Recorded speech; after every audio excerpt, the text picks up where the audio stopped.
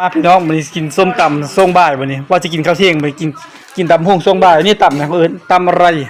ตำรวมจ้า ตำรวมเขาเรียกว่าตำรวมทุกอย่างเลยใช่ไหมก็เอิญเขาเรียกว่าตำรวมอย่างเดียวเนาะมีกุ้งปูปลาตำรวมมิตรเสด็จแซ่บเอาจนห้อนก้นตัวพี่น้อง สั่งเอาแบบห้อนก้นนะแบบสบายปากลำบากตูด จัดตัวเล็กไหมคะ บอยสิได้เป็นบริกินเพื่อนเดิมแล้วเราผมกับบอยกันได้เนาะ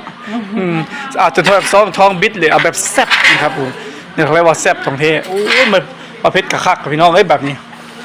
มันไม่ได้เสียมันแซ่บหนวที่ปลาร้าเนาะพอดูที่ปลาร้าแล้วก็ลีลาการตำเพราะ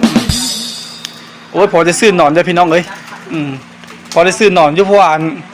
เนี่ยนะเขาว่าอันกำลังเป็นวินเนี่ยแล้วก็เฮ็ดถึงส้มตำแซ่บนะครับพี่น้องมาบัดนี้บรรยากาศกินส้มตำบ้านแกงผมเด้อบัดนี้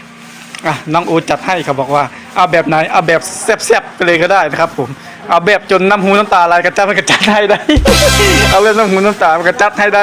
น้องโอบห่วงซากสูตรจังเลย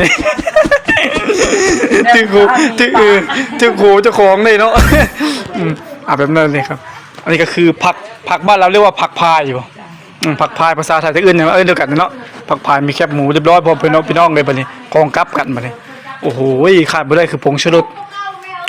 จะไปใส่มือถุงได้แต่ผมล่วงมืดวีได้บัวแต่ผมแล้วล่วงยัน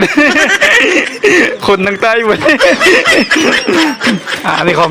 เตรียมเนาะหอยมักหอยดองมีมดครับผมน้องโอจัดไป อยู่แน่นี้พันนี้ อันนี้นี่คืออย่างอันนี้ ของทะเลของทะเลก็มีเนาะของเค็มของทะเลก็รวมกันครับผมบัดนี้แล้วสิบ่ได้ใส่ปลาเดะมันนี่เพราะว่าของทะเลก็มีเด้ของเค็ม จัดไปนี่ก็ใส่